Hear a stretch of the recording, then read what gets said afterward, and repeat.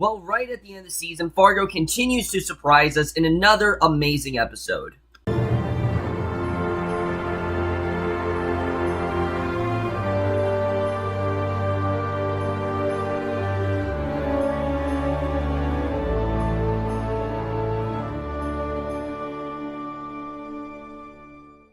Hey guys, it's Kevin coming out for Fargo, Season 3, Episode 8, Who Rules the Land of Denial, and holy shit this episode, I mean, right when it seemed like this season was starting to not become predictable is the word, but it seemed like we knew what was going to happen. Of course, this episode comes and just blows that out of the water completely. I mean, it seemed like the genuine shocking twist of the season was going to be Ray's death, and that was going to be the thing that crescendos us into the finale and things like that, and that's kind of what it seemed like was going to happen. The turning point in Fargo Season 1 was the time jump. I think the turning point for Season 2, I don't even know. There were so many things that happened that season. I can't even think of what the turning point would have been, because there was just so much going on. Maybe the penultimate episode. The turning point for Season 3 is Ray's death in a way, but there's something else in this episode. In general, this episode as well, I think, is the turning point for Season 3. So there's a lot to talk about this episode. So much cool stuff going on here. This is one of the most invented episodes of Fargo we've had here, and that's really saying something, because Fargo in general, I think, is a very inventive show. It does things that normal TV shows just don't do, and this was a very good example of that. This entire episode felt so invented, it felt fresh, and it makes sense why Noah Hawley kind of wants to stop here. Why he's thinking that they might not get a season 4, because the fact that they can still write a fresh story and still do something completely unexpected is just really refreshing, and rarely do you get that with a show like this. But let's just get into this episode, because there definitely is a lot to talk about. And the way we start off, the first, I'd say, 25 minutes of this episode is completely different than anything we've got in this season.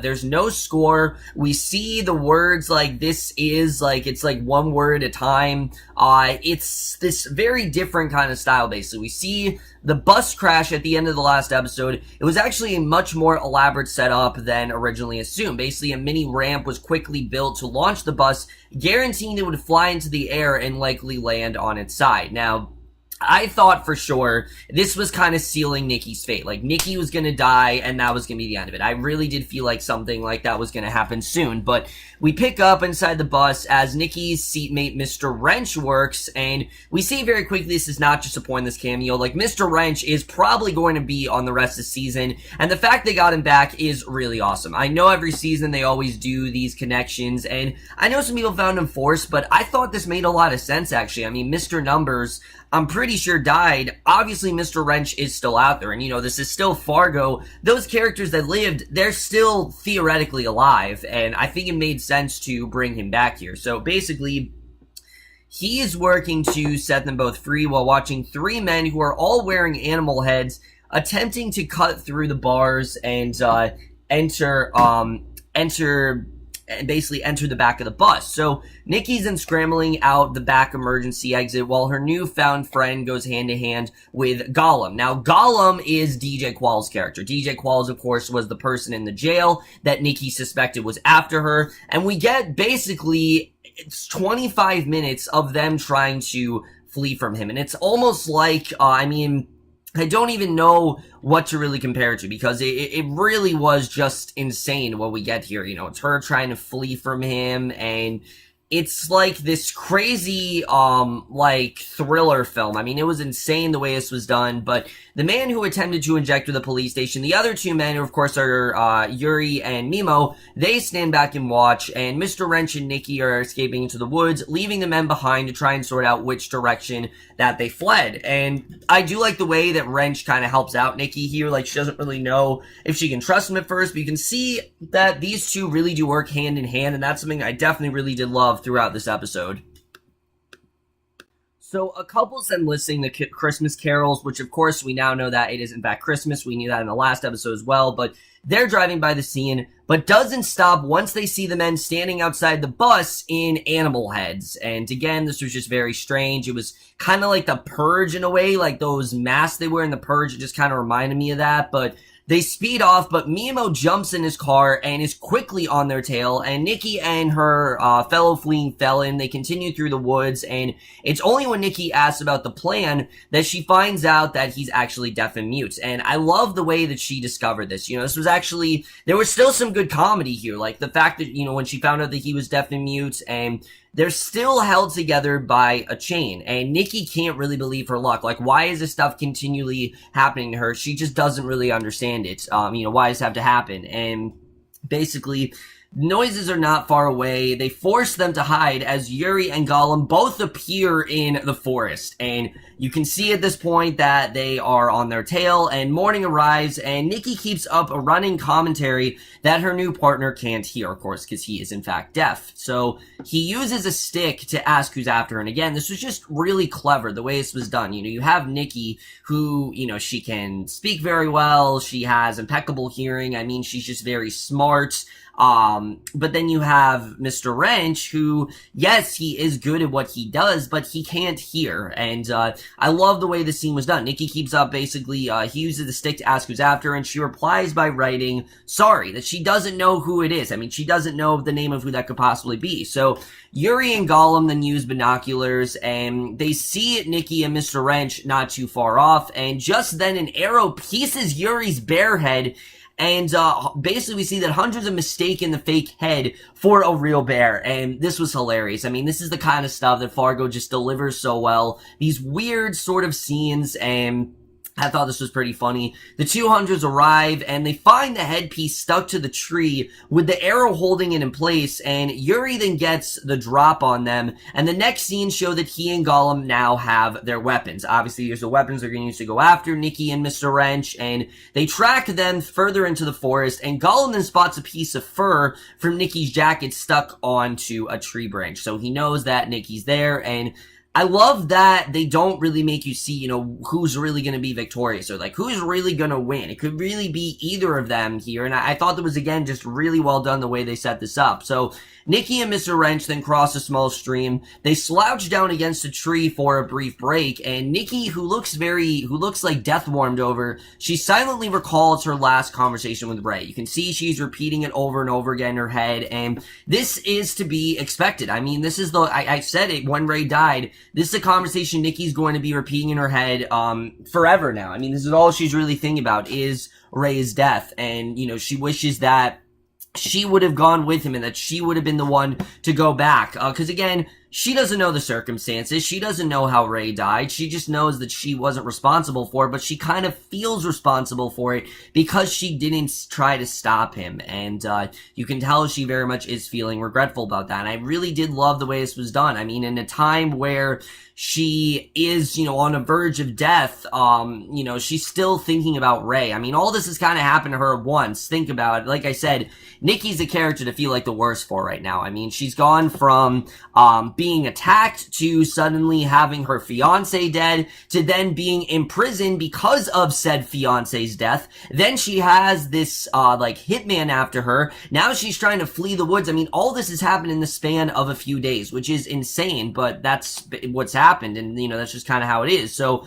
she walks behind Mr. Wrench, and again, I just thought all this was so strong. I love the way this was done, and it perfectly sets up for this very spine-tingling conclusion here. So the sky darkens as the tree thickens, and Nikki and Mr. Wrench then discover a campsite with an axe, and as Mr. Wrench uses it to attempt to break the chain, they come under attack, and arrows are whizzing by, and the Mr. Wrenches come from behind by Gollum, and Nikki and Mr. Wrench attempt to flee, but they're being chained together actually works against them. Like, they think that maybe they'll be able to get out that way, but it actually works against them because Nikki's shot with an arrow in the leg, and Gollum then races up to attack again. However, Nikki trips him up with the chain, and they begin attacking him, stabbing an arrow through his hand as another arrow whizzes by, and they keep up their attack as Gollum, pinning him against a tree stump. They choke him with their chain, and Gollum essentially gets Logan'd. If you've seen Logan, then you know what I'm talking about. If you haven't, sorry, but yeah, he essentially did get Logan'd here, and that was an amazing death. I love the way that was done, and I love that they did this together. Like, Nikki really needed Mr. Wrench, and he really needed her. They really got through this together here, and Mr. Wrench then throws the axe at the unseen attacker in the woods while they continue to pull just hard enough to actually decapitate Gollum. They literally decapitate him, and his head falls to the snow while his body remains seated, and again, that was just so badass. The fact they actually decapitate him like that, which isn't what they were trying to do, but obviously that ensures that he's dead. So he's now decapitated. Blood is then covering the snow around them as Mr. Wrench pulls out the arrow that has pierced Nikki's leg. He also managed to finally break the chain between them, and he helps Nikki to her feet, and they pass by the axe dripping with blood and stuck in a tree. Immediately underneath the ground lies a severed ear, and we don't know who this could be. This could possibly be Gollum's, but basically they continue through the forest. They spot this blinking light, which turns out to be from a bowling alley. And I love the way they just kept walking, because I mean, they have to try to get as far away from that crime scene as possible, because obviously there's now another crime that they've committed. So I love the way the season has escalated from, you know, someone being killed with an air conditioner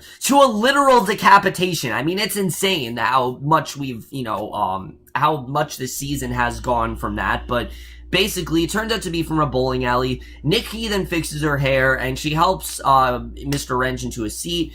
They make their way to the bar where she orders a double whiskey and one for her friend, of course, that being Mr. Wrench. And the place is empty except for Paul Moraine, who you might remember from Gloria's episode. Remember the episode where it was just Gloria and that guy kept following her? Well, we see Paul here, who is played by Ray Wise, who I didn't realize who Ray Wise was, you know, obviously until after watching Twin Peaks, so this is even more effective.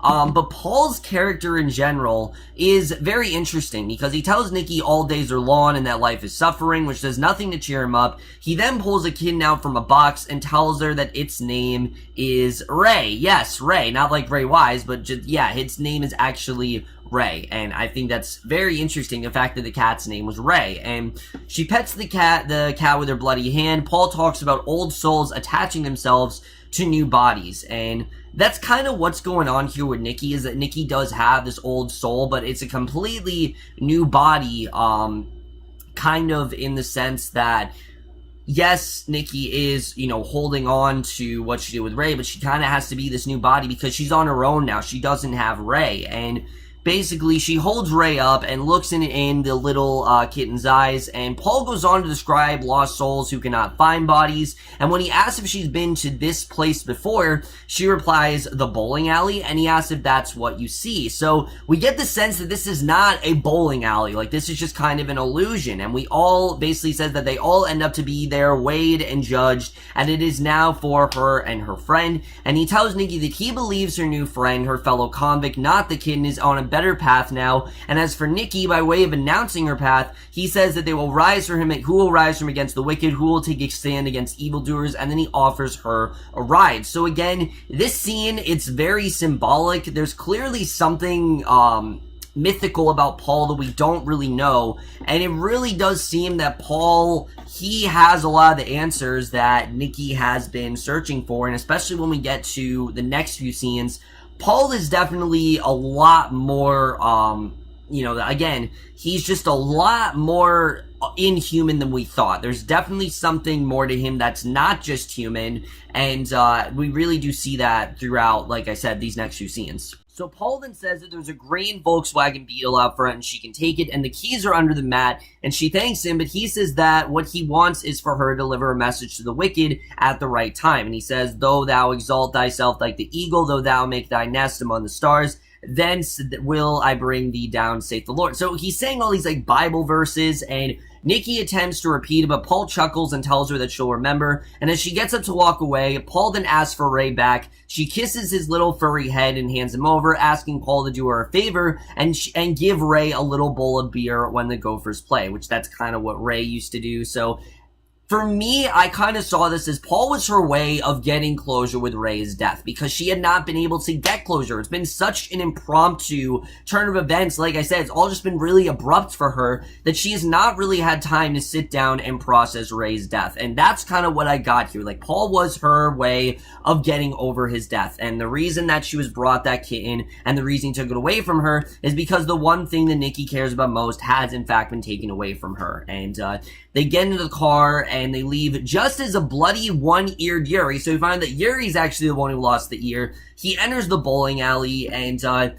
we're given a reminder of how Yuri's character came about, because I actually forgot about this. Remember the premiere episode where we saw that man, Jacob, who was interrogated in, East Berlin, 1998, and he was accused of being Yuri?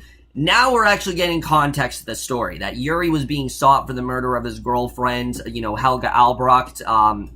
Basically, Paul somehow knows about this. And again, it shows that Paul isn't just some guy. Like, he clearly is, some people have theorized that Paul actually might be God. And this scene might actually make me think that, because it's now Yuri's turn to order vodka and napkins, and Paul once again appears in the next seat at the bar, even though he just got, Nikki and Mr. Wrench out of there, and he knows Yuri's name and all about his past. So again, there's no way that Paul is just some random guy. I mean, there's no way that he knows, all this stuff about Yuri, and he's not, God or something like that. So after calling him Yuri Gurka, Cossack of the Plains, grandchild of Wolves 100, Paul passes on a message from Helga and the Rabbi Nachman. And again, Yuri sees a vision of Helga. Now, this scene was incredible. I love the way this was done, because Yuri has been built as a main character. And I'm not going to lie, I don't think he's really gotten that treatment. I feel like he's been a lot more background than he should been. But this scene really made up for it. He sees a vision of Helga surrounded by hundreds of friends and family members who I got the sense are all dead. All of these members are all victims of the massacre at Human perpetrated by the Cossacks, which of course Yuri is in fact responsible for all of this. And that I thought was very interesting, the way that this was done. The way that we did in fact, I thought all that whole scene was really interesting, the way we did in fact get context there. I thought all of that was just really well done, and I definitely really did love the way that was played out. So again, when it comes down to Paul, I don't think that Paul is just some random coincidence. I don't think this was just a chance encounter. This was in every way a divine intervention, and I know I've talked about in The Leftovers, but I genuinely do feel like Paul Morang could possibly be connected to God. I don't know if he actually is God, but I do think he's connected to God. The way he talks, yes, very much does sound like God, but I think Paul Morang was sent to Nikki to give her closure, and he was sent to Yuri to basically make him feel, like, show him what he's really done, show him, that he's taken this bad path in life. And I kind of got the sense he's showing him, this isn't forever. You can move on from this. You can get away from Fargo's group. You can become a new man, show him what he's really done and what he did to all those victims. So like I said, when it really does come down to it, I do think that Paul is a lot more than a chance encounter. I think we're gonna find, I don't know if we're ever gonna see him again, but I think he was exactly what Nikki needed, and it really did give us context to Yuri. I think it was very effective overall, and really was a fitting end to this part of the episode.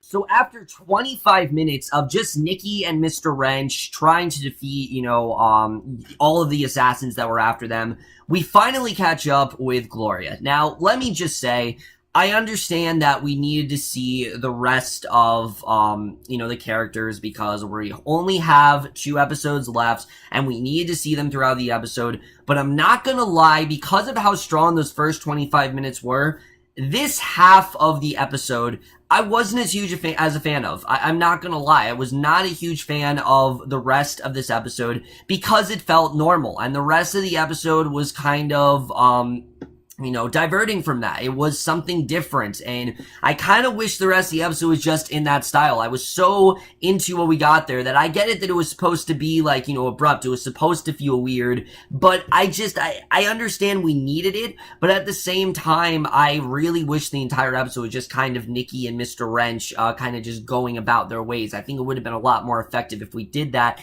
and maybe if we got 11 episodes, we could have done that. Honestly, I kind of do feel like we should have gotten 11 and not 10.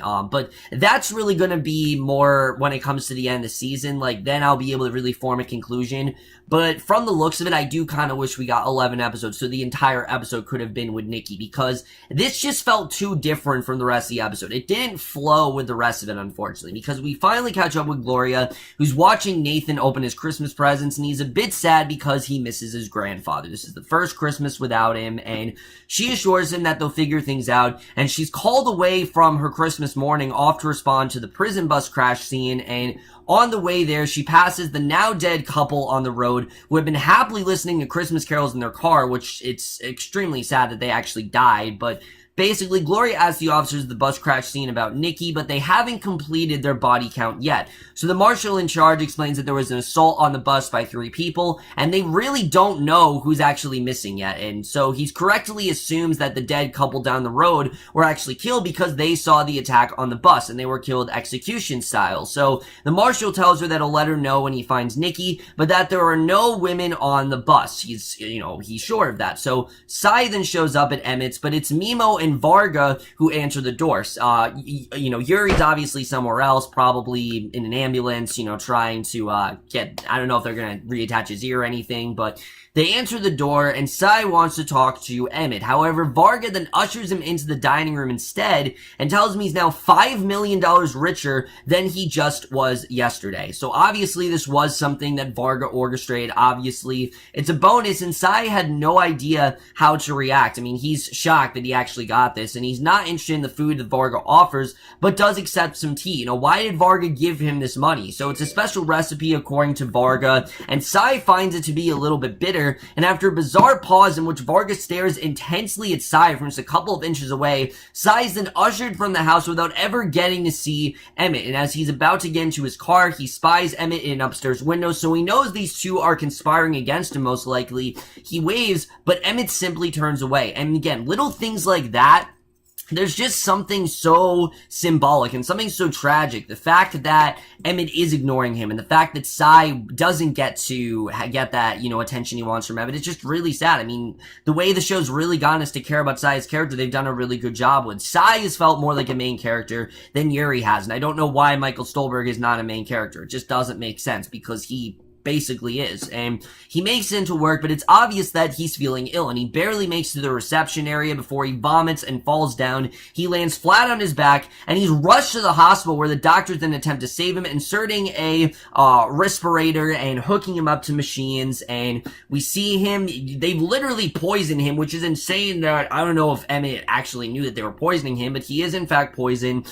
And we fast forward, and it's now March 15th, 2011, so we actually do get a time jump here, and I'm not gonna lie, I didn't exactly feel this was necessary until we get to later into the episode. So 3 months have now gone by, and Sai is still in the hospital. He's now got a full beard, and Emmett then pays him a visit, and he's questioned by Gloria and Winnie, who clearly have not left him alone. He's leaving Sai's room. They've been told it's actually toxic shock, but the doctors don't really know what actually caused it. They just think it kind of happened, and Gloria then thinks it was poison. Emmett simply does not want to talk about this, telling him he's already spoken to Gloria's boss, and they claim they're on their lunch break. They just happen to be at the hospital. I kind of got the sense that Emmett is taking responsibility, like he feels like he should take the blame for this, but they follow Emmett outside. They're getting on his nerves by revealing that they know that he's been buying him new properties and expanding his business, so they're really annoying about that, and his demeanor changes. He sees his brother's car parked where he left his own vehicle. It's literally right there, and he tells Gloria and Winnie he must have parked somewhere else, so he hurries off, and back at work, he tells receptionist that he thinks his car was actually stolen,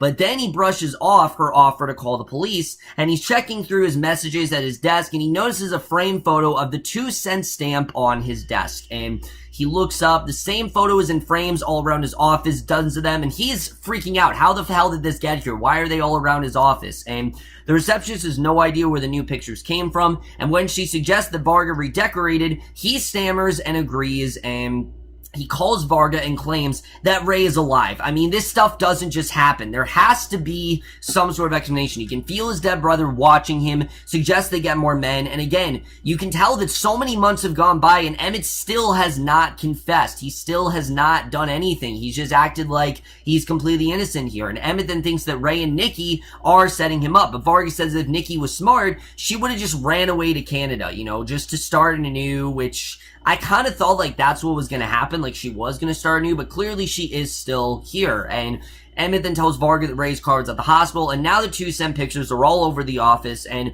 Varga reminds him that he won. Like, he won the feud, and everything's fine. He doesn't have to worry about it. He suggested he sit tight because Mimo's on the way. So again, Varga, has fully gone into Emmett's head. You know, they're clearly working together, and it seems that Emmett's even closer with Varga now. They need Emmett to sign papers so they can actually sell a shopping mall that Emmett wasn't even aware that they own. So you can clearly tell that a lot of what Varga has been building is really starting to pay off, and Emmett is quickly starting to become aware of what's going on, but it's already kind of too late. And Mimo and Varga have made themselves quite home at Emmett's place and seem to be happy. Emmett, however, is not dealing with his brother's murder well at all. He wakes up from an alcohol-assisted sleep. He discovers he has a full mustache, and he calls out to Mimo for help. What the hell's going on? Why is he looking like Ray? And Mimo then rings his boss and says just one word, mustache. And that's all it takes for Varga to go to Emmett's, and they can't understand how or why Emmett now has a mustache glued to his face. And Emmett refuses to sign any more papers with all the weird happenings.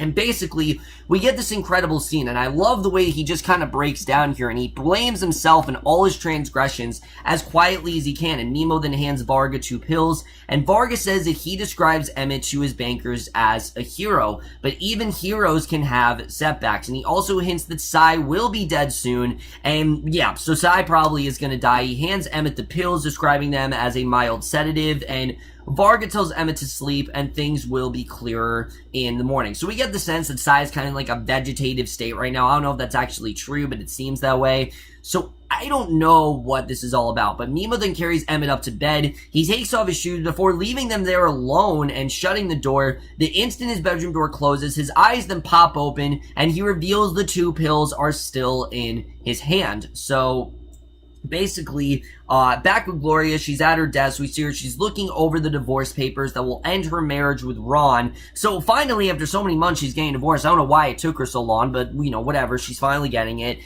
She says goodnight to Officer Donnie Mashman, who calls her chief, and we find out she's actually not a chief anymore. She's been downgraded now to just a deputy, and that's it. And, you know, we can tell she's okay with it. Why? Because she's still on the case, and that's all she cares about. She doesn't care how she is. She just cares that she is, you know, completing this case. She needs that closure. And Gloria and Donnie are then working out of the real police station, no longer in the Eden Valley satellite office inside the library, which at least they got rid of that, you know, terrible boss that was just such a dick to them. And after handing her divorce paperwork to an officer to go out with the morning mall, she looks up and sees Emmett, and he finally, after so many months, says, "My name is Emmett Stussy, I want to confess," and it seems that the guilt has finally gotten to him, and that is the way this episode ends. Really great stuff overall, but let's just get into this episode where it's going to take us into the last 2 episodes of the season.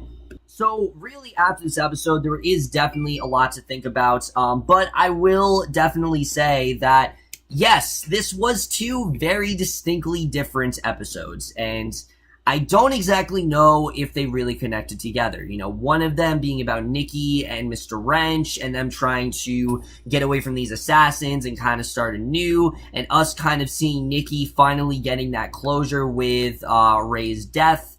And then the other half of the episode being Emmett finally starting to feel guilt and finally starting to crack for what happened with Ray. Both very strong, but I don't know if these episodes really did go together. I definitely will say, I think we could have had the Nikki and Mr. Wrench episode separately and then had this episode. I think it just would have been a lot stronger if we did that, because the Emmett section did feel kind of rushed. I'm not gonna lie. I think some of the stuff in the Emmett section was a bit rushed. I think they could have done a little bit more with it, but I was overall satisfied with what we got here. Let's first talk about Nikki, because where is she right now? We don't really know. After her and Mr. Wrench got into that car, we don't know what came of them after that. Obviously, they're still out there, because Varga said they did not leave town as he thought that they should have and that they would. They obviously haven't, and we don't know really where they are right now or what they're doing, but I'm sure we're going to find out at some point. But right now, it's unknown, you know, it's unclear as to where they actually are. So